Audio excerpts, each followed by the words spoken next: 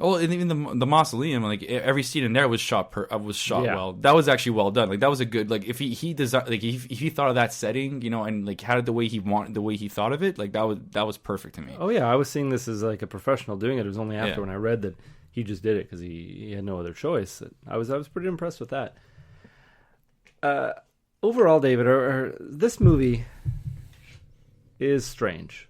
It is about people being, from what we see, it seems to be people being lured out into the cemetery to have sex and get murdered, so that the grave robber can take the bodies and shrink them down to half the size of their regular size to Into use them dwarves. as slaves. For some other reason that they've never explained. Yeah. Now, what slaves for what? Slaves to carry those barrels, or are those barrels holding the bodies? No, that's where the dwarves come from. They're in that barrel to be shrunk, I guess. Now, would a full size human not be more efficient as a slave? Maybe I think Mike says at the end. For some reason, he pulls off this knowledge saying, "Oh, these slaves need to be short, and so they can endure the heat properly, or whatever it is." That was something he said, and I feel like that was something that was thrown in the day of, just because they're like, "Oh, why are they short?" Like, yeah, it's creepy that they're miniature versions of themselves, but he said. Well, he said that because of the heat in this other dimension, and also they have to be crunched down, right, because of the gravity. Oh, there you go. Yeah, that was the gravity. That's what I forgot. Yeah. So very strange, and we didn't really get a good visual of any of these little squat things. No, we got little people in hoods. Who look like resembled Jawas in Star Wars, but apparently it's not copied because it was around the same time that they were both being produced. So the similarity just happened to be a coincidence, as opposed to like someone either or copying off each other, which I doubt Star Wars. I think Lucas had spies on set. It wouldn't surprise me, but not for Phantasm, that's for sure. However, they were. I think the reason why we haven't seen much of these slaves, these so-called Jawas. They're actually played by children, so I don't think he didn't put any detail in terms of like what they're supposed to look like under the hood.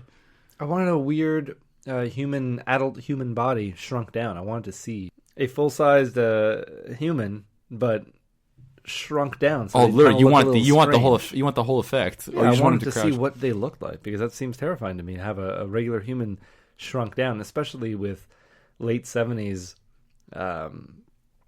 special effects. I would like to see what that looked like. Yeah. I don't just want to, anyway. I know. Well, they pulled it off. More. They pulled it off in Wizard of Oz with the little people. Some of them were children, but they put so much makeup on them that they make them look like adults. Yeah, that could have worked too, but I don't think he had the budget for it, or the time, since he was doing everything. I guess I just wanted something that looked very unnatural, something that looked terrifying. Yeah, I didn't get it, but on the character side, we got Mike and Jody. Oh man, yeah, and two Reggie. brothers. Oh, and Reggie. Reggie's a whole different story. But Mike and Jody, two brothers whose parents recently died, and I think Jody is planning on sending his younger brother Mike away. Right, which is weird. He does that all film. He sends him away all the time. Yeah, locking him in his room, but he's sending him away because he can't take care of him, or because he needs a different. I don't really know why he's sending him away. Well, because he leaves town. Jody leaves town generally. Yeah. I was very confused because Mike, to me, looked like a little girl. I thought it was a little girl. Then later, I thought it may have been Jody's girlfriend. Right, because the way they came out of the car, and the fact that it was a 13-year-old driving a stick. Yeah, and the fact that we saw Jody at the graveyard, who immediately went to the fortune tellers. Right, yeah, it was the way it was edited that was a little strange. And yeah, in the same cut, like in the same sequence, right? We see them getting out of the car, and then Mike goes under the car to start working on the engine or doing something underneath. I guess not the engine, but goes under the car and he's working on it. Clearly, he's able to hear what his brother's talking about. And his brother's talking about it, and he's like, yeah, I think I'm going to send Mike away. And it's like, well, okay, that can't be his brother under the car, because he wouldn't be so blatantly talking about him. It's very pleasant of him to mention. Yeah. So. Oh, what you heard? Oh, man. Should be more careful. And this was even still intercut with other scenes of the same character taking his bike out. Yeah, taking his bike out. That fortune teller thing, I don't know what it only had to contribute to the end, but it made no sense. I didn't understand the context at all. Right, I kind of forgot that never got revisited, right? at all. It only got revisited because like they gave him some wisdom for what he has to do later on. But that was just the weirdest crap ever. That was just, man. I mean, like he goes to the fortune teller. It seemed like they were almost as if they had a pre-existing relationship already. Yeah, the kid and the granddaughter. Right, the granddaughter. And then, like, I don't know, they do the whole box thing, which is okay, fine. Like, the special effects they did for the box, that's okay. I get that. That's, it's a product of its time. Yeah. But just, like, they do the thing. Oh, that kind of hurt. Oh, but, like, whatever it is, you have to not fear and it won't hurt or whatever it is. So that they do that. He leaves.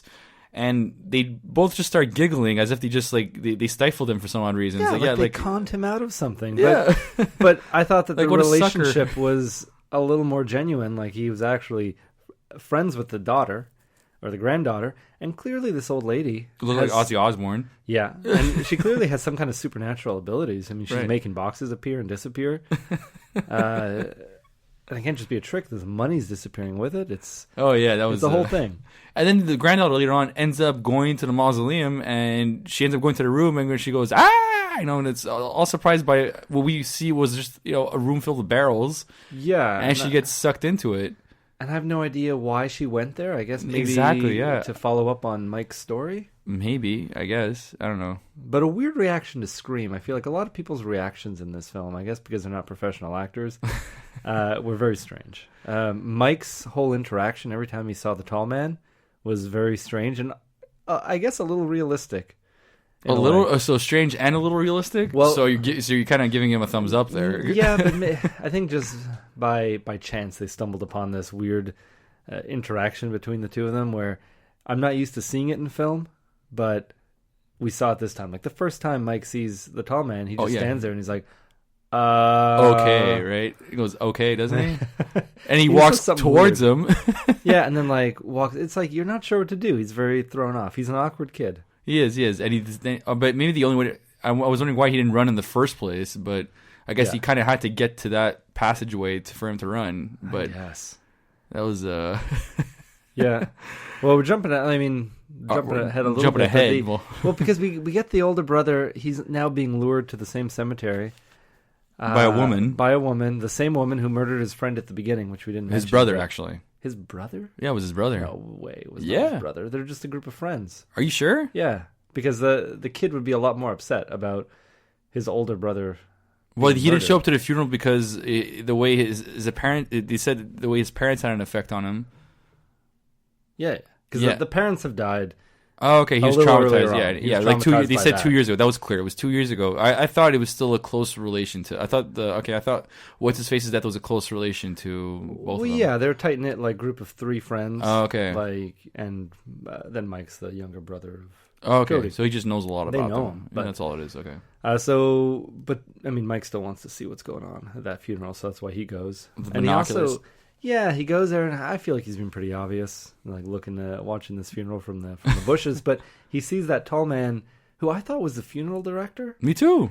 But he's listed in the credits as a grave robber. Yeah, well, I saw it on IMDb. Like as I'm looking, as we're watching the film, I look at him just like this. I got to see what the synopsis is for this film. For some reason, I decided to check. It was just bothering me that I didn't check before, and I decided to do it while we're watching it. Yeah, and he's saying he's a grave robber because after we saw him pick up that casket, you're like, I don't get it. What's he robbing? And then and what they finished saying in IMDb is like he has a room full of a huge amount of arsenal. I'm like, arsenal? What do you mean by arsenal? I mean, do I not know what arsenal means? Like I thought it was like some sort of weapons, but if they're referring to the slaves that we see later on, like what is the deal? They did mention in another description of the film that he carried many horrible weapons. Yeah, exactly. Yeah, and realistically, we saw one weapon, right? And we saw it used twice, and only once was it effective.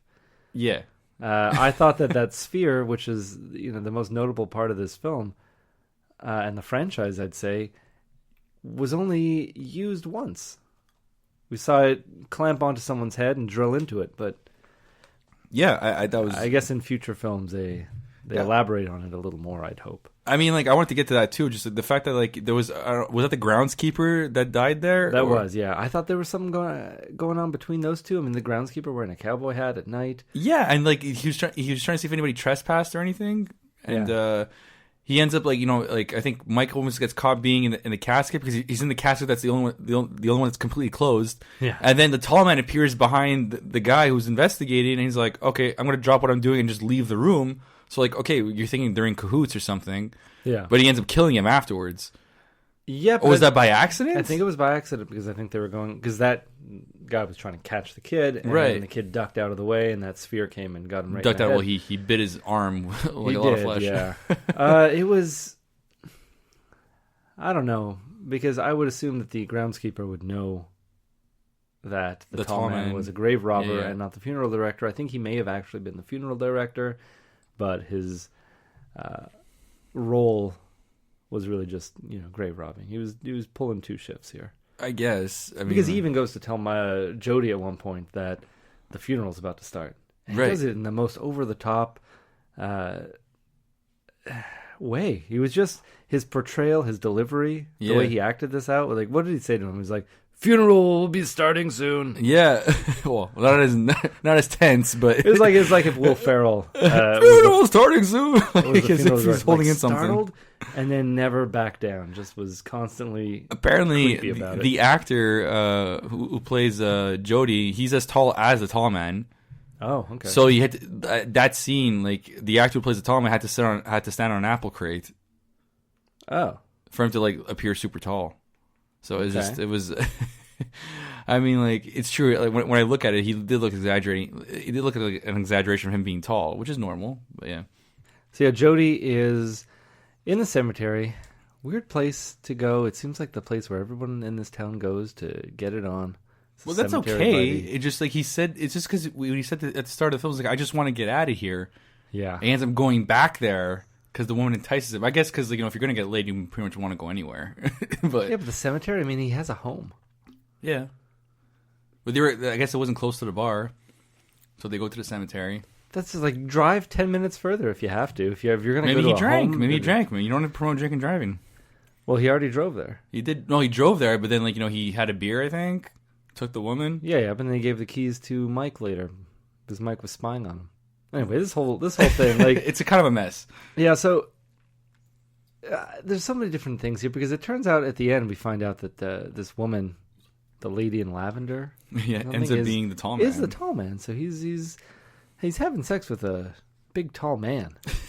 Well, no, it's the lady, but I don't know. It's the tall man. He just goes into this form when he wants to seduce. It doesn't make any sense how he gets into that at all. At all. And then the brother is watching again. He's spying on them once more. And oh wow! You remember that line? Yeah. Or as soon as her breasts are showing, one of them goes, "Oh wow!" And then the next one, "Oh wow!" Yeah. And at that moment is when I realized that the younger brother was the younger brother and not the younger sister. Right. But then he gets chased away by these little Jawas. Little Jawas, yeah, little people. And the funny thing is, from where he was looking, from where he was spying on his brother, we thought it was where we're seeing them. Yeah. But he ends up being from on the other side. Yeah. So the angle didn't work at all. So you just see him running. He was running across where we thought he was watching from. Yeah. And it wasn't that at all. So it was really confusing just to see him come out from where he wasn't supposed to be.